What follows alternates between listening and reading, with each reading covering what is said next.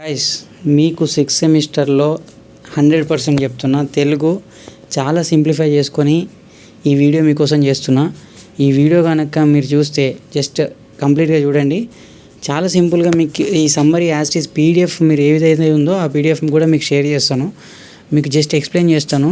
చాలా సింపుల్గా డిజైన్ చేసినాను అనమాట. గైస్, చూద్దాం నాటకం అంటే ఏంటనేది చూద్దాం. సో నాటకం అంటే గైస్, మనకు ఇప్పుడు మానవ జీవితంలో అనుభవాలు ఎన్నో ఉంటాయి. మన ఎంతో ఎక్స్పీరియన్స్ ఉంటుంది కదా.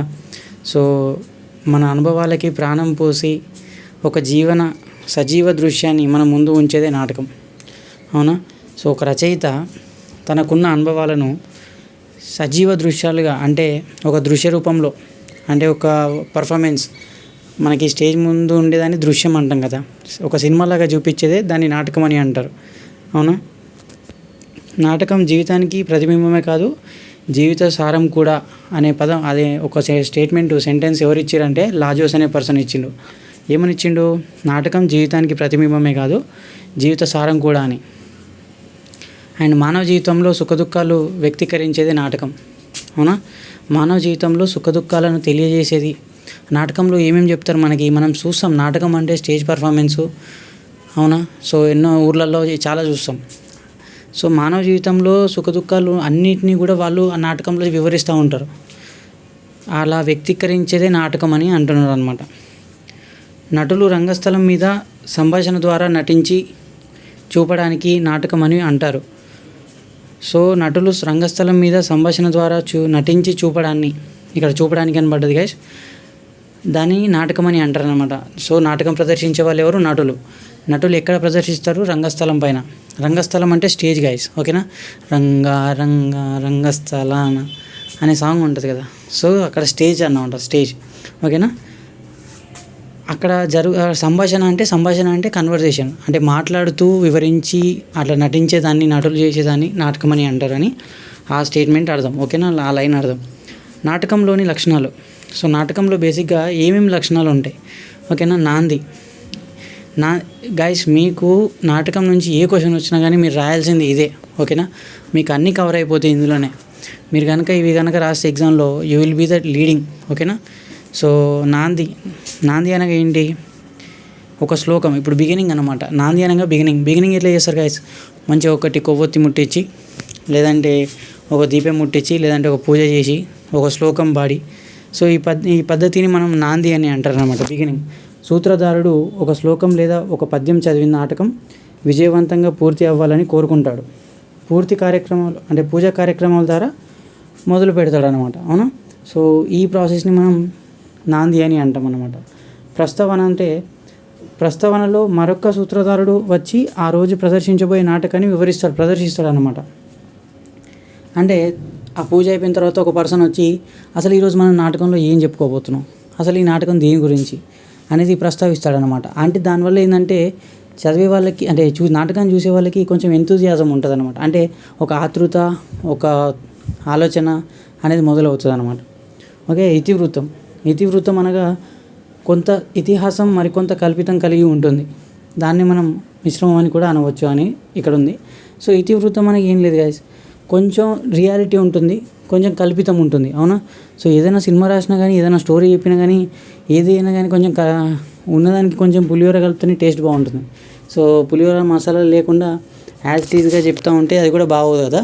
సో దాన్ని మనం ఇతివృత్తం అని అంటాం అనమాట. నెక్స్ట్ నాయకుడు. ఇక్కడ నాయక అనగా హీరోయిన్ క్యారెక్టర్ అనమాట, ఇంగ్లీష్లో చెప్పాలనుకుంటే. సో వాళ్ళు ముఖ్యమైన కీలక పాత్ర పోషిస్తారనమాట. ఇవన్నీ మనం నాటకంలో ఉండే లక్షణాలు అని మనం ఇక్కడ రాయాలి, ఓకేనా, ఎగ్జామ్లో. నెక్స్ట్ వచ్చేసి భరతవాక్యం అంటే గైస్, లాస్ట్కి మనం కంక్లూజన్, ముగింపుతో చెప్పే వాక్యాన్ని భరతవాక్యం అని అంటారు. సో ఇది అందరు క్షేమాన్ని కోరుకుంటూ చెప్తారనమాట, ఓకే? ఆ భగవంతుని ప్రార్థిస్తారు. ఆ నాటకాన్ని మంగళకరంగా ముగించడం భరతవాక్యం. లోకానికి శుభం చేకూర్చాలని పాడే పద్యం. అయితే ఇది ఆధునిక కాలంలో నాటకంలో కనబడే లక్షణాలు. ఇంతకుముందు నాటక లక్షణాలు చూసినాం అనమాట, గతంలో ఏ విధంగా చేస్తుండే అనేది. ప్రజెంట్ ఏమైనా చేంజెస్ వచ్చినాయా, ఏమైనా మార్పులు చేర్పులు జరిగినాయా, ఆధునిక కాలంలో నాటక లక్షణాలు ఎలా ఉన్నాయి అనేది చూద్దాం. సో నటుడు వేషం ధరించి ప్రేక్షకుల కోసం కథను ప్రదర్శిస్తాడు. ప్రేక్షకులు నటుల నటనతో మమేకమై అనుభూతుల్ని పంచుకున్న దృశ్య ప్రక్రియ. అంటే ఇక్కడ ఏందంటున్నారంటే నటులేమో వేషం ధరించి ప్రేక్షకులు అంటే ఆడియన్స్, ఓకేనా. సో వాళ్ళ కథను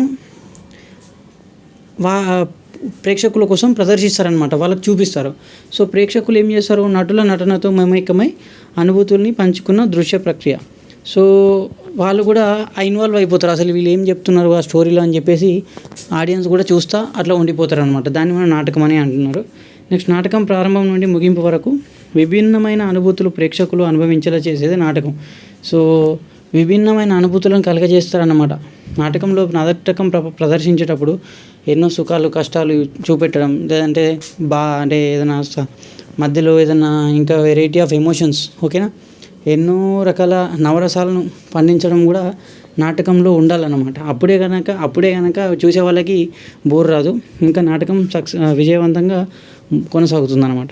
నెక్స్ట్ ఏంటంటే ప్రజల మనోభావాలను జీవన విధానాలను ప్రదర్శించే రూపంలో ప్రదర్శించబడుతుంది. అంటే ప్రజల మనోభావాలు అండ్ జీవన విధానాలు ఎలా ఉన్నాయి వాటిని గురించి కూడా వివరిస్తారన్నమాట నాటకంలో. ఒక సమాజం ఏ విధంగా జీవిస్తుందో సమాజాన్ని అర్థం పెట్టి చూపడం నాటకంలో అత్యుత్తమ సామాజిక లక్షణం. అంటే ప్రజెంట్ జనరేషన్లో ఒక సమాజం ఎట్లా జీవిస్తుంది దాన్ని అర్థం పెట్టి చూపడం అనేది అత్యుత్తమైన లక్షణం అన్నమాట. ఇప్పుడంతా ట్రెండ్ చేంజ్ అయింది, ఇప్పుడు కలియుగం అంటున్నారు. అంతకుముందు దైవయుగం అంటే అలాంటి కలియుగం ఎలా ఉంది దాని తగ్గట్టుగా నాటకాలు వేస్తున్నారు అనమాట. కొందరు చూపిస్తారు, ఇప్పుడు మనం చూస్తూ ఉంటాం కొందరి దగ్గర బ్రహ్మంగారి కాలజ్ఞానం చెప్తూ ఉంటారు. సో కలియుగంలో ఏం జరుగుతుంది అనే విషయాలు ఆయన చెప్తూ ఉంటాడు. సో అలాంటి వాటివి అన్నమాట. నెక్స్ట్ ఏంటంటే జీవితం మీద తనకున్న అభిప్రాయాలను తెలియజేసి రచయిత నాటకాన్ని రాస్తాడు, అవునా.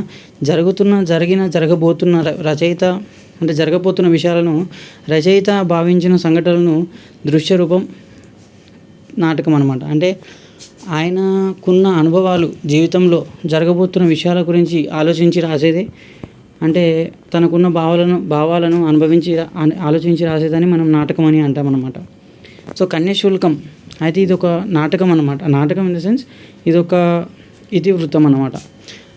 అయితే దీన్ని రచించింది గురజాడ అప్పారావు, ఓకేనా. సో గురజాడ అప్పారావు గారు మంచి రచయిత అన్నమాట. అయితే ఈ కన్యాశుల్కం ఆయన మొదటిసారి 1887లో ప్రచురింపబడింది అనమాట, ఓకేనా.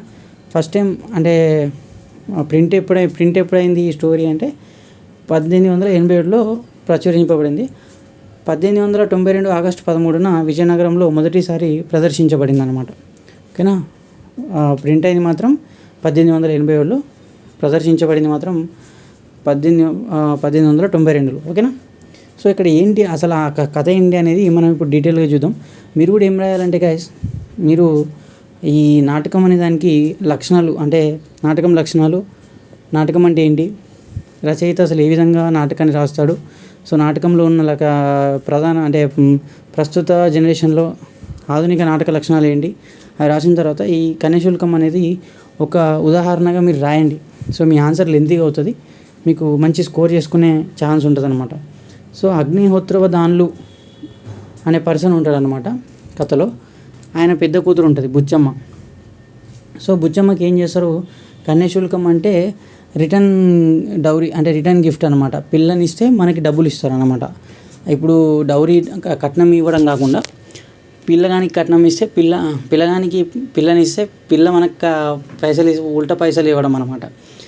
సో అట్లా డబ్బులు వస్తున్నాయి కదా అని చెప్పి ఈ అగ్నిహోత్రవ దానిలో ఏం చేస్తారంటే తన కూతురిని బుచ్చమ్మని ఒక ముసలోనికి ఇచ్చి పెళ్లి చేస్తారనమాట. అంటే ముసలోడు బాగా క్యాష్ పార్టీ అని చెప్పి ఆ ముసలోనికి ఇచ్చి పెళ్లి చేస్తారు. అప్పుడు ఆ ముసలోడు పెళ్ళి తాళి కడుతూనే మరణిస్తాడనమాట. సో మరణించడంతో ఇంకా తన జీవితం అంతా వ్యర్థం అయిపోతుంది బుచ్చమ్మ జీవితం. సో తను ఒక విధవరాలిగా వాళ్ళ ఇంట్లో పని చేసుకుంటూ బాసనలు తోముకుంటూ తన జీవితం మొత్తం గడపాల్సి వస్తుందన్నమాట. అయితే ఈ అగ్నిహోత్ర దానిలో అనే పర్సను, ఆ వ్యక్తి తన చిన్న కూతురిని కూడా అట్లనే చేద్దాం అనుకుంటాడు. అంటే ఒక ముసలాయనకి ఇచ్చి పెళ్లి చేద్దామని అనుకుంటాడు అనమాట. అయితే ఈ సుబ్బి, చిన్న కూతురు పేరు సుబ్బి, బాల్యంలోనే ముసలోనికి ఇచ్చి పెళ్లి చేస్తామని అనుకుంటాడు. కానీ వాళ్ళ అమ్మ ఒప్పుకోదనమాట. వాళ్ళ అమ్మ అంటే ఈ సుబ్బి వాళ్ళ అమ్మ అంటే ఇతని భార్య ఒప్పుకోదన్నమాట. అయితే తన కూతురికి బాల్య వివాహం తప్పించమని భార్య వెంకటమ్మ తన అన్న అయిన కరాటక శాస్త్రిని కోరుకుంటుందన్నమాట. సో ఇలాగైనా ఈ పెళ్ళిని ఆపాలన్నయ్య నువ్వే అని చెప్పేసి తను వెళ్ళి కోరుకుంటుందన్నమాట. అయితే అందుకు కరాటక శాస్త్రి తన పేరు గుంటూరు శాస్త్రులుగా మార్చుకొని మధురవాణి సహాయంతో తన శిష్యుడికి ఆడవేషం వేసి ఆ ముసలివాడికి పెళ్లి జరిపిస్తాడనమాట.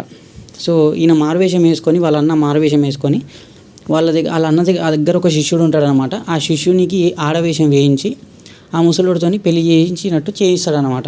ఈమెను ఎస్కేప్ చేపిస్తాడు. తర్వాత మధురవాణి రామపంతులు అంటే ఈ మధురవాణి ఎవరు, మధురవాణి సహాయంతో ఈ పని చేస్తారనమాట. మధురవాణి అనే అమ్మాయి అంటే ఒక వేశ్య, ఒక ప్రాస్టిట్యూట్, ఓకేనా. సో మధురవాణి చాలా మంచి పర్సన్, అంటే వ్యక్తిగతంగా చాలా మంచి అమ్మాయి, మంచి ఆడ మనిషి. అయితే రామపంతులు భోజనం అంటే భోజనం అని పడ్డది గైస్ ఇక్కడ. రామపంతులు దగ్గర ఉన్న వేశ్య అన్నమాట, ఓకేనా. సో ఆమె రామపంతులకు ఒక వేశ్యలాగా పనిచేయడం. అయితే ఈ రామపంతులు ఎవరంటే ఈ పెళ్లి చేస్తున్న మధ్యవర్తి, అవునా. ఆ చిన్న పిల్లకి బుచ్చమ్మకి ఆ ముసలాయనకి పెళ్లి చేసిన ఒక మధ్యవర్తి. సో ఆ రామపంతుల దగ్గర ఉన్న ఆమె ఒక వేశ్య. ఆమె ఈ పెళ్లి క్యాన్సిల్ చేయడానికి చాలా హెల్ప్ చేస్తుంది. అయితే మంచి మనసు మటకారితనం ఉన్న మనిషి. ఆ తర్వాత శిష్యుడు డబ్బు నగలు బట్టలతో పారిపోతాడు అన్నమాట. ఆయన తర్వాత పెళ్లి చేసుకొని డబ్బు నగలు అన్ని బట్టలు తీసుకుని అని పారిపోతాడు ఆ శిష్యుడు. అగ్నిహోత్రోదానుల కొడుకు వెంకటేశానికి సెలవుల్లో పాఠం చెప్పే వంకతో గిరీశం అనే ఒక మోసకారి వాళ్ళ ఇంట్లో కొంతకాలం పనిచేసి విధవ అయిన బుచ్చమ్మకు మాయమాటలు చెప్పి ఇంటి నుంచి తీసుకుపోతాడు అనమాట. ఇంకొక క్యారెక్టర్ గిరీశం అనే పర్సన్ వస్తాడు. ఆయన చదువు చెప్దాం ఆయన కొడుకుకి అని చెప్పేసి. ఎవరి కొడుకుకి? అగ్నిహోత్రోదానుల కొడుకుకి. ఆయన పేరేం పేరు? వెంకటేశం, ఓకేనా. సో ఏదో ఒక మాయమాటలు చెప్పి తన కూతుర్ని ఆ విధవరాలైన మన బుచ్చమ్మను తీసుకెళ్ళిపోతాడనమాట ఇంట్లో నుంచి. తర్వాత సౌజన్యరావు అనే న్యాయవాదితో విషయాన్ని మొత్తం వివరించడంతో ఆయన విషయంపై వాదించి పరిష్కారాన్ని తీసుకొస్తాడనమాట. సౌజన్యరావు అనే ఆయన అడ్వకేట్ అనమాట. అయితే ఈ విషయం పట్ల వాదిస్తాడనమాట. వాదించి అసలు తనకి కరెక్ట్ సొల్యూషన్ ఏందనే విషయం తీసుకొని వస్తాడనమాట. మధురవాణి గిరీశం నిజస్వరూపాన్ని తెలుసుకొని బుచ్చమ్మను రక్షిస్తుంది, ఓకేనా. సో ఈ మధురవాణి ఆ గిరీశం ఆయన వ్యక్తి నిజస్వరూపాన్ని తెలుసుకున్న తర్వాత ఈ బుచ్చమ్మను రక్షిస్తుంది అనమాట. మధురవాణి అనే క్యారెక్టర్ చాలా అంటే హెల్ప్ చేస్తూ ఉంటుంది అనమాట. సో తనకి నిజానికి వయస్సు అయినా కానీ మనస్తత్వం చాలా మంచిదని చెప్పేసి మనకి రచయిత ఇక్కడ తెలియజేస్తుంది అనమాట. సో గైస్ ఇది నాటకంలో ప్రదర్శించిన కథ, ఓకేనా. సో ఇది చాలా సింపుల్ ఎక్స్ప్లెనేషన్ గైస్. మీకు ఇంత క్లియర్గా ఇంత చిన్న చిన్న పదాలతోని యూట్యూబ్లో ఎక్కడ లేదు. అంటే చెప్తున్నారు కానీ చాలా కాంప్లికేటెడ్ పెద్ద పెద్ద పదాలు వాడి చెప్తున్నారు. అంత అవసరం కూడా లేదు మనకి. సో మనం ఎగ్జామ్లో ఏదైతే రాయాల్సి వస్తుందో, ఏదైతే రాస్తే మనం పాస్ అవుతామో అది సరిపోతుంది. ఇక్కడ 2 పేజెస్ ఇచ్చిన నేను. మీరు ఈ 2 పేజెస్ రాస్తే ఇది more than enough. Short question రాయొచ్చు, లాంగ్ క్వశ్చన్ రాయొచ్చు గైస్. మీరు అసలు ఈ లెసన్ నుంచి నాటకం అనే పదంగానే వాడితే ఇది మొత్తం రాసేసేయండి, ఓకేనా. సో మీరు డెఫినెట్గా మంచి స్కోర్ చేస్తారు. So it's my guarantee. తప్పకుండా వీడియోని లైక్ చేయండి. అండ్ మీకోసం వీడియోలు అప్లోడ్ చేస్తూనే ఉంటాను కంటిన్యూస్గా. ఈరోజు ఆల్మోస్ట్ ఆల్ అన్ని వీడియోస్ చేయడానికి ట్రై చేస్తాను అనమాట. Thank you.